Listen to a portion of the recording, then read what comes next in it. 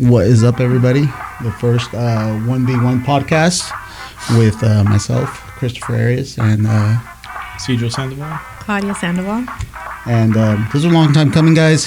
I've been coaching for quite a while now, and every now and then people come up to me all the time and tell me their life stories, and I always think that, man, it would be cool if we recorded these sometimes. Sometimes we're after training, we sit there and we talk after class, and it goes on and on and on. And you know, I thought this was a perfect time to get together and record it, document it.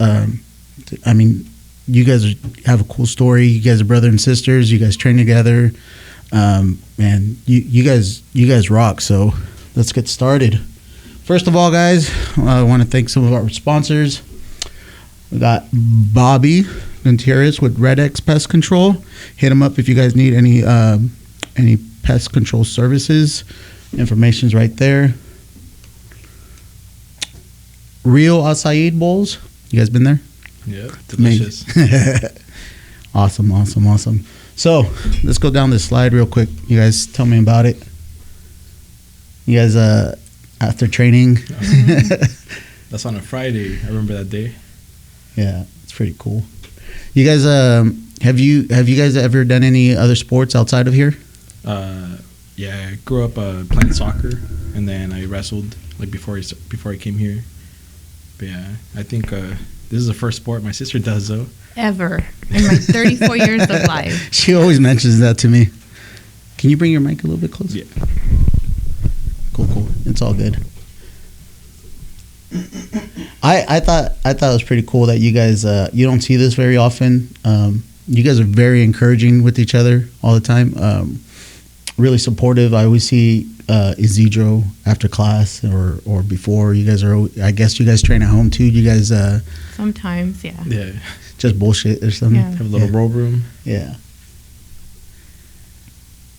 How do you feel, Claudia, about being like a woman, especially in this at our gym, where like when you first started off, you were probably like one of the only girls. Mm-hmm. How do you feel like seeing the women's class grow a little bit, like more and more women, both in kickboxing and the Brazilian Jiu-Jitsu class? I love it. When I first started coming, it was a little intimidating. I'm not going to lie. There's a bunch of guys that knew what they were doing. But I think what made the experience a little less scarier was that my brother was there. And so he kind of walked me through and kind of gave me, like words of encouragement. So it's been pretty neat to see more people coming in and staying and, being consistent. So for sure. Tell us about this, Isidro. What's going on here? It's that's the Madera step, What happened this day? Kyle got his blue belt that day. For sure. So this picture was a long time coming. We decided to wait since he got COVID during the first promotions. I said we wouldn't take a picture with the blue belts until he got his. Nice. That's what we did. So Isidro, you've been here training with me for a while, or the rest of us. How did it feel the first time? I mean, you've competed in soccer, I guess, all your life, and then you've wrestled.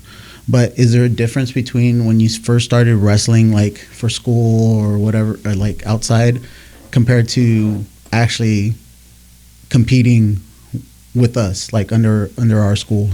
What's the difference between that level of competition to what you've been through? Oh yeah, it's definitely very different because the intensity in the competition, because like I said, I grew up playing soccer, so for me, I've always been very competitive, and it just didn't give me that, like, I don't know, it didn't give me what I needed, For sure. I could have a great game, and my team, if we played bad, we still lost as a team. Right. Or I could play really bad, and my team did really well, and we still win, So it didn't really give me that fulfillment, and I did find that in wrestling because it was one-on-one, For sure. It's something about that one versus one sport that you're like, I love the team aspect because we get I always say, like, yeah, we compete 1 versus 1 in here, but it takes the whole team to get us ready for that 1 versus 1 aspect, exactly. Right? Claudia, going based off that, what's going on? You're getting ready for a competition yourself, right? Yes, my first competition ever. I'm Let's very give her a hand. nervous. Let's give her a hand. Thank you. I'm very nervous, and I'm not gonna lie, I don't want to do it, but everyone's pushing me to do it. My brother's pushing me to do it, so I just want to check that off and For sure. and feel. Like I said, I've never joined any sport. This is the first competition of any sort that I've ever been, and so I'm just, I guess, excited, scared, and I don't want to get my ass beat. And there's one more picture. So, you guys both. The beautiful thing I always said about our gym is I force everybody to do what I love. Like, I love kickboxing and I love Brazilian Jiu-Jitsu. And I get mad when people don't come to both classes, right? Yeah. So how does it feel training in both? Like, I mean, you had a grappling background. You haven't had nothing. I have a chancla background running away from my mom. But how does it feel coming in and learning both arts? Like, I always say, dude, one's going to help you with the other. Like, the intensity in one is going to help you stay calm in the other, right? Oh, for sure. Always cross train. I always say, do a hobby outside of your hobby. So how do you guys feel? Like, I know you guys both are mainly, you guys come here for the grappling part, the jiu-jitsu, the no-gi part. But, I mean, you participate in our kickboxing class. I know you hate participating in I hate it, but I do it. Yeah. I try to do it at least once a week. For sure. Like, tell me how does going into the striking class benefit you guys in the jiu-jitsu class? I think for me it's a different type of conditioning, and because I can grapple for rounds and rounds. Same. But I've just been so accustomed to it over the years that like I don't get as tired. But then I could do a 3-minute round like with Andrew or you or someone, and I'm just getting beat up and I'm exhausted after 3 minutes. For sure. And it's just very different. Claudia? Well, the whole experience is new in general, but it is different. I think with this, I work on my cardio, and so I have seen it translate into jiu-jitsu. So yeah, it helps out mentally too, right? It does. Like when you get punched in the face, like with a jab or or a kick to the face, you're just like when somebody's on top of you grinding is like, oh, it's not that like it's not as bad, and vice versa. When you get an elbow on top of your face, it's not that bad. I always tell everybody, like, I could grapple for couple rounds for a long period of time. I could do kickboxing rounds, but then my challenge is when we do MMA rounds. One MMA round, we're dead. We're dead. I mean, and that's the challenge of doing it. So it's pretty cool. Let's just start talking, guys. Let me put this on play. Want to pause it?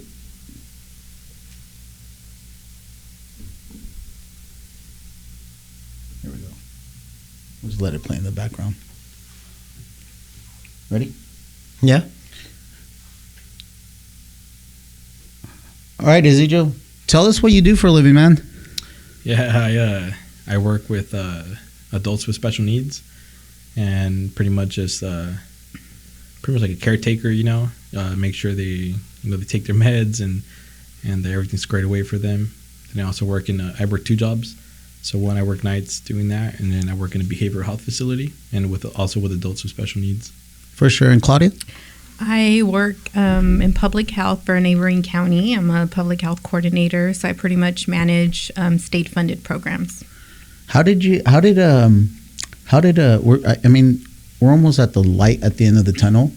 How did COVID affect you guys throughout this last year? I mean, you were in public health, and then you were, with your job. How did it affect? Did it make things weird a little bit at work? You want to start? To say weird would be an understatement. It was a very tough year. It still is. We were redirected to do COVID work. We were the first, if you think of a pandemic, it's all public health aside from, all of our first responders and our healthcare providers. So it was very challenging. We were not prepared for it. We didn't have the funding to be able to respond appropriately. So there was a lot of adjustments, definitely. Man. And it was stressful, for sure. Man. I remember going to you a couple of times asking you questions throughout this whole thing, like, hey, when's this all going in? You're like, I don't know, bro. Isidro? Yeah, with me, it affected us, and like it gave us our workload like almost damn near doubled, we went from working our 40 hours a week to sometimes 72, 80 hours just because we were so short staffed with, coworkers getting COVID, and it was pretty intense. It was tough. It was tough. Growing up, how was it like having Isidro as your brother? I know your brother's really witty, and he's really he claps back fast. Yeah. How was that growing up? He was actually a very laid back kid. Him and I have a younger sister, older than him, but a younger sister than me. They were both very just calm kids. I am 10 years older than him, so I was his babysitter. I didn't know it was that bad. Yeah, it was almost 10 years. So you could imagine when I was a teenager, he was like a toddler. So I was his babysitter. Like your typical Hispanic household, the older kids typically take care of the younger ones. So he was pretty chill. We always joke around that I would just give him Benadryl so he could let me do more stuff. But yeah. Isidro, I pick on Isidro a lot. How does it feel being the loved one of the family? It's awesome, man. I got all the hand-me-downs. I got all the, they worked out all the kinks of, with the other kids, and I got the best of it all. How many are total? It's 4 of us. I have an older brother, and then it's me, and then my sister, and then I pretty much met all of them, right? Yeah. You guys are freaking laid back, cool, pretty awesome. Parents, your dad's a big supporter of both of you guys, right? Your mom and dad. Oh man, I wish I would have grabbed that picture of your dad. That's a nice picture of your dad getting your first place. Medal. That's become like a tradition since from soccer to wrestling. Like I would always give him my medals after. He'd put them on, take a picture with him. So we've just kept that going. Tell us a little bit more about you guys as parents, man. Give us a little bit of insight on, and then how your upbringing came about with them. I know they're hardworking people. Mm-hmm. How was all that? Humble beginnings. We are immigrants. So I came to this country. I wasn't born here. I was born in Mexico. So I, grew up English as my second language. So a lot of those barriers and challenges that probably he didn't have because he had a little bit easier than us. But my parents are always very supportive, always, try hard, work hard for what you the American dream. Want. Yes. American dream. Yes. Yeah. Very goal oriented, and I feel like growing up with that immigrant mentality really bled into my adult life because I think that's what drives me to do better, be successful in my own, respect and in my own goals. So, very supportive parents. We never joined in. My older sibling, my older brother and I, we never joined any sports, but when he did, my parents were very supportive. We went to all of his games, all of his wrestling matches, Kyle's and Dean's too. We know him since they were in high school. Middle school. Yeah, middle school. So, very, very supportive of every sport he ever played. Yeah, like you said, our parents, coming as immigrants from Mexico, and they had to work really extremely hard to give us all these opportunities, and so all we were able to do is just follow in their footsteps and continue with the hard work and take advantage, make sure that we take advantage of all these opportunities they gave us and hopefully make them proud. No pressure on Claudia, but do you feel obligated that you need to take your dad that medal and carry on that tradition? No pressure. I'm just trying not to die. I honestly don't even know what to expect. My brother, he's always really cool. What do you always tell me? That just competing itself is, it gains a lot of respect. So I'm hoping, me being your coach, do you feel like you're peer pressured here to compete? Do you feel like you're encouraged to compete, or is it like more like when you're ready? I think, or is it more of a like, hey? Yes, I think it's a mixture of both. I feel we're a very competition oriented gym, but I do, like I said, I'm very goal oriented, and so I do think a challenge would do me well, especially to be able to test my skills and see where I'm at, against somebody else that's not in our gym or that I have enrolled with in the past. Let's talk about training a little bit. I know this. Let's talk about this last week. I told you I was going to bring up getting injured. You know, we train pretty hard in here. Injuries happen. How do you feel like you've been injured competing? Do you guys think it's because we go so hard, or is it just accidents happen, or is it, you know, like, or is it kind of comes with the territory? I think personally it comes with the territory, you know, because if we, and you've heard it all the time too. Whenever we go compete, the main thing they say is, "Man, those guys from Madera always, you know, they always bring it," you know. And I think we wouldn't get that. We wouldn't get to that point if we didn't train the way we do. And it's just, you know, it's a combat sport. So I mean, injuries are going to happen. I just think it's a part of it. Claudia, tell us. I mean, we're not trying to throw anybody in the bus, but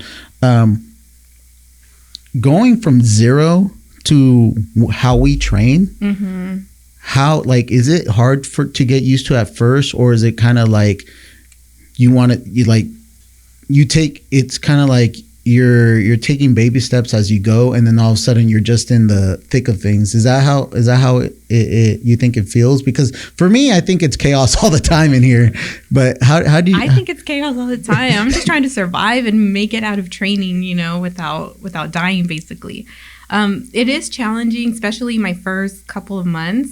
I literally, like I said, I've never done anything, and I was going to the gym, but just doing treadmill. I would go with my husband and just kind of like just to go with him. Right.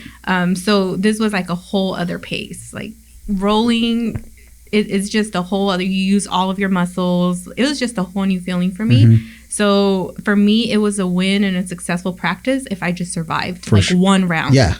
And so yeah, it's definitely challenging. I do think injuries, they're about to happen, and it comes with the territory. So it's just kind of have to push through them, and they're just little nicks and bumps. We're not talking about broken bones or anything, but just like my shoulder or something. I mean, it's a physical sport. Isidro, you want to talk to us about your what you've overcome since training here, like because. It's a laundry list. Medical bills I've overcame.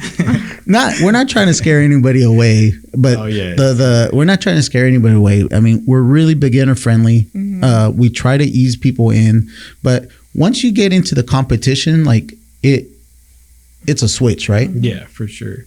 And I think that's that's why I've had, like, you know, as many injuries as I've had. It's because once I understand how intense it is once you compete, like you have to grind in here, you know. And I grew up in the sports that I did. Like when I wrestled with Dean and Kyle, since we all do jiu-jitsu now together, we were able to bring that intensity here. So that's just the way we've been training for, you know, since we were teenagers. But for sure, just, you know, you do that long enough, over time you're bound to get some injuries, you know. Yeah. What do you guys think it's harder in here? Do you guys think the mental aspect of training in here at Madera Martial Arts is the hard part, or do you guys think it's more the physical part of it? Combination of both.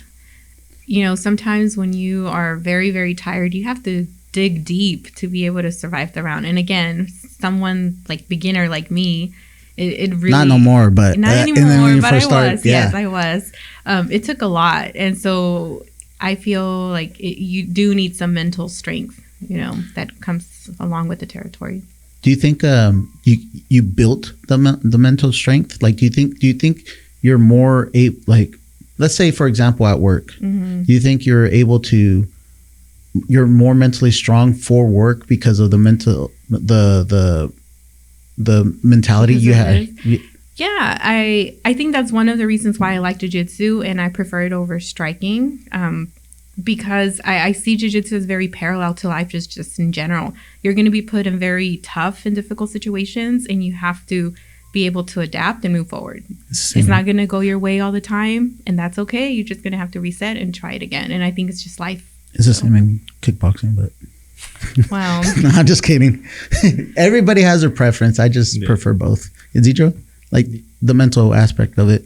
Yeah, I think it just depends on, you know, like you said, it's probably different from person to person. Mm-hmm. If you already come with like some other type of combat sport or any sport in general, like you might already have some of that, like the mentality of what it takes to work hard, and obviously it's amplified once you're here because it's. I think that's why we fell in love with it, because like we're like, man, we love this, like the day-to-day grind and the mental toughness it takes, Mm-hmm.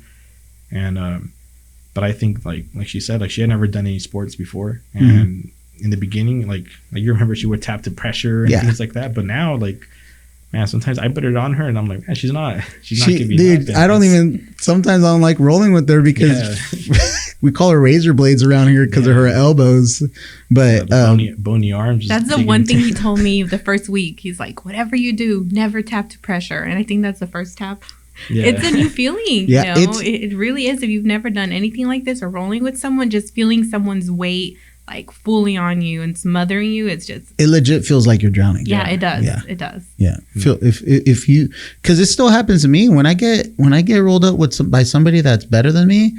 I'm just like, I gotta survive. Yeah. I'm just trying to survive. Yeah. If I get tapped out, I'll tap, reset. All right, let's do it again. But it's a struggle. No, it's a struggle. I for me too. It's just, I mean, I've overcome so much because of the sport. I mean, and I think that's ultimately why I do it. It's just to change lives and to hear stories like you guys. I mean, for me, it's amazing. So, I appreciate you guys being here, guys. If you guys want to add anything to it, if you guys want to say hi to anybody out there. Shout out my girl Jackie. Oh. Shout out to my husband Juan, who encourages me. Good job, guys. See you guys next time. Bye.